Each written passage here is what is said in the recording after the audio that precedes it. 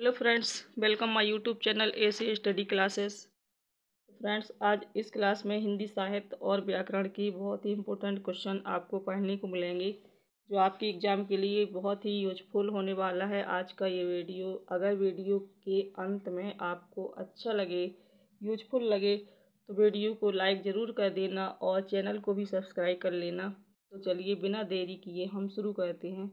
इसमें क्वेश्चन दिया गया है कि कौन सी रचना महाकाव्य नहीं है। तो बताना है कौन सी रचना महाकाव्य नहीं है। कामायनी, प्रियप्रवास, साकेत या फिर पल्लव। तो हमारा ऑप्शन इसमें डी सही हो जाएगा, पल्लव। राइट आंसर हो जाएगा डी।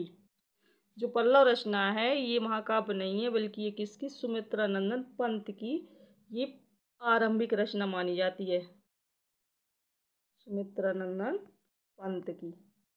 और जो सुमित्रा नंदन पंत है ये कैसे कवि है, छायावादी कवि हैं। जो कामायनी है ये जयशंकर प्रसाद की है। प्रियप्रवास ये है रचना है अयोध्या सिंह उपाध्याय हरिऔध की। और साकेत जो रचना है सूर्यकांत त्रिपाठी निराला।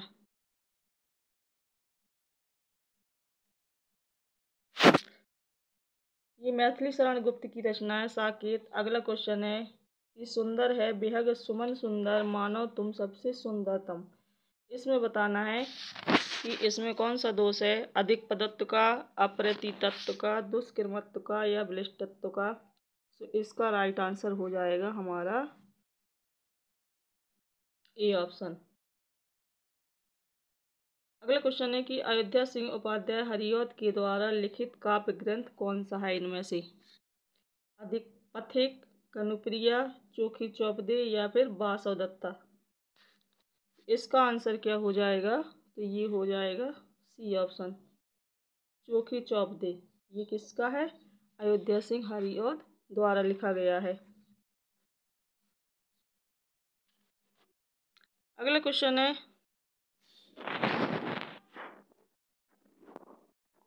आचार्य भिखारीदास द्वारा रचित प्रमुख काव्य शास्त्रीय ग्रंथ इनमें से कौन सा है। भिखारीदास के द्वारा कौन सा ग्रंथ इनमें लिखा गया है, काव्य प्रकाश, काव्य निर्णय, काव्यांग प्रकाश या रस सारांश। इसका आंसर क्या हो जाएगा,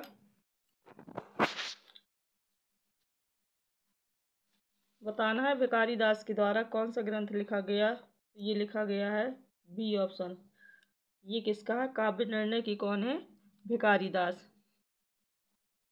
तो काव्य निर्णय में मम्मट, विश्वनाथ, अप्पय दीक्षित, जयदेव, भानु मिश्र के अतिरिक्त हिंदी के केशवदास, चिंतामणि, तोष आदि अनेक पूर्ववर्ती कवियों का आश्रय लेकर के काव्य प्रयोजन और काव्य हेतु, काव्य पुरुष, काव्य भाषा, उत्तम काव्य की रचयिता के गुण, शब्द शक्ति, रस सामग्री, अपरांग, ध्वनि, गुणीभूत व्यंग, अलंकार, गुण, शब्द, चित्रालंकार और दोष का इसमें क्या किया गया, इन सभी का गंभीरता पूर्वक विवेचन किया गया इस काव्य निर्णय रचना में।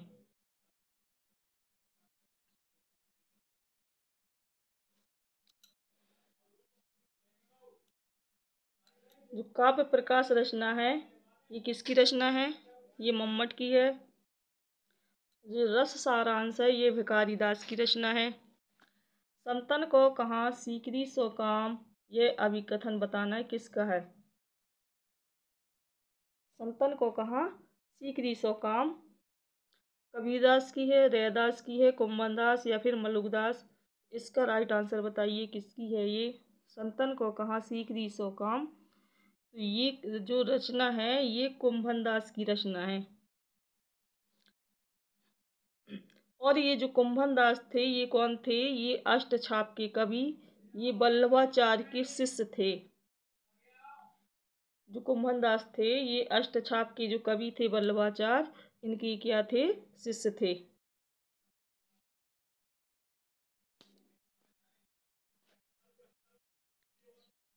अगला क्वेश्चन है कि रीति काल की विशेषताओं के संदर्भ में निम्नलिखित में से एक विशेषता बताना, इसमें गलत है, उस विशेषता का चयन कीजिए। ये सभी रीति काल की विशेषताएं दी गई हैं और इनमें से एक गलत है, बताना कौन सी गलत है। तो रीतिकाल में अलंकार की प्रधानता है, रीतिकाल में प्रमुख भाषा ब्रजभाषा है, रीतिकाल में प्रकृति का आलम्बन रूप में वर्णन हुआ है, या फिर रीतिकाल में लक्षण ग्रंथों की प्रमुखता है। तो इसमें बताना है कौन सा सही है। तो ये सी ऑप्शन इसका सही हो जाएगा। ये क्या है, एक गलत विशेषता दी गई है। अगला क्वेश्चन है कि त्रिवेणी में किन 3 महान कवियों की समीक्षा प्रस्तुत की गई? कबीर, सूर, तुलसी या जायसी, सूर, तुलसी। बहुत मोस्ट इम्पोर्टेंट क्वेश्चन है ये। पंत प्रसाद निराला, केशव बिहारी घनानंद। इसका आंसर हो जाएगा बी ऑप्शन, जायसी, सूर, तुलसी। ये तीनों क्या त्रिवेणी कहलाते हैं। इन त्रिवेणी में इन 3 महान कवियों की समीक्षा को प्रस्तुत किया गया है। और जो त्रिवेणी है ये किसके द्वारा लिखा गया है? ये आचार्य रामचंद्र शुक्ल के द्वारा। ये किसके द्वारा? रामचंद्र शुक्ल के द्वारा।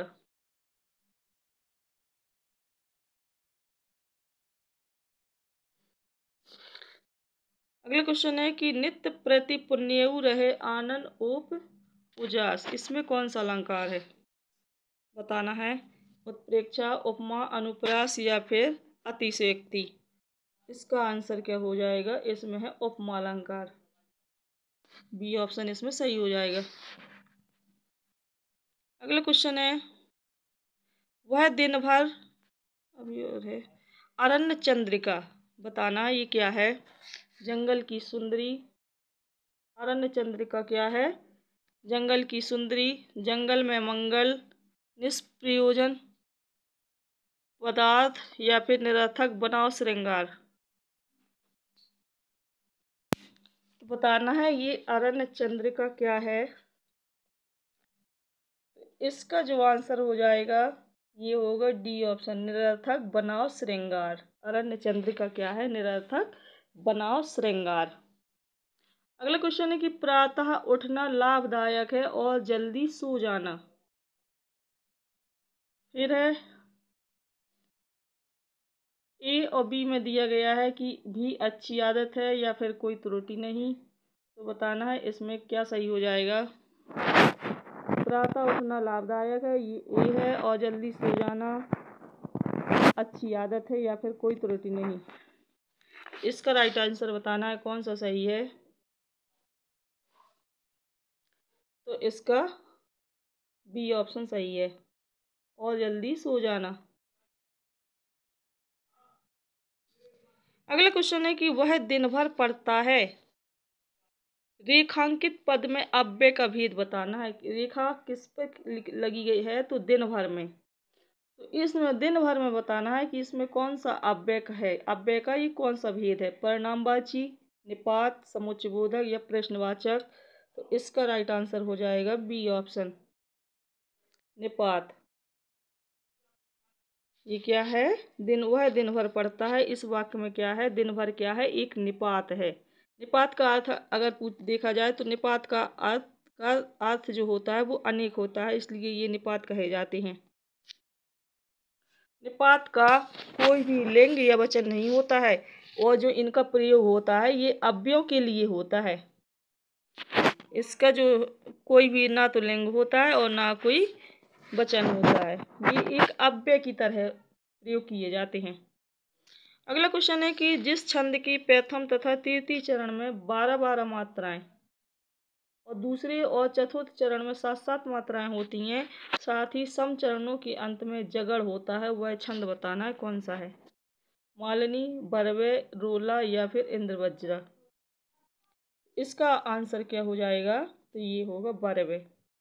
जो बरवे छंद होता है इसमें क्या होता है? प्रथम और तृतीय चरण में 12, द्वितीय और चतुर्थ चरण में 7 मात्राएं होती हैं। अगला क्वेश्चन है खड़ी बोली हिंदी की उत्पत्ति हुई है, कहाँ से हुई है? मागधी अपभ्रंश से, अर्धमागधी अपभ्रंश, सौरसेनी अपभ्रंश या फिर पैशाची अपभ्रंश। इसका आंसर क्या हो जाएगा? तो ये होगा सी ऑप्शन, सौरसेनी अपभ्रंश से। खड़ी बोली हिंदी की जो उत्पत्ति हुई है वो किससे हुई? सौरसेनी अपभ्रंश से। अगला क्वेश्चन है उससे अच्छी तो आप है। इसमें कौन सा कारक है? उससे अच्छी तो आप हैं, इसमें बताना है कौन सा कारक है। अधिकरण कारक, अपादान कारण या फिर संबोधन। इसका आंसर हो जाएगा बी ऑप्शन।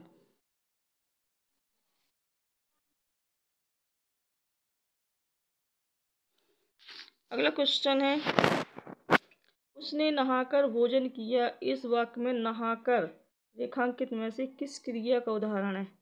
संयुक्त क्रिया, परिणार्थक क्रिया, द्विकर्मक क्रिया या फिर पूर्वकालिक क्रिया। इसका आंसर हो जाएगा पूर्वकालिक क्रिया।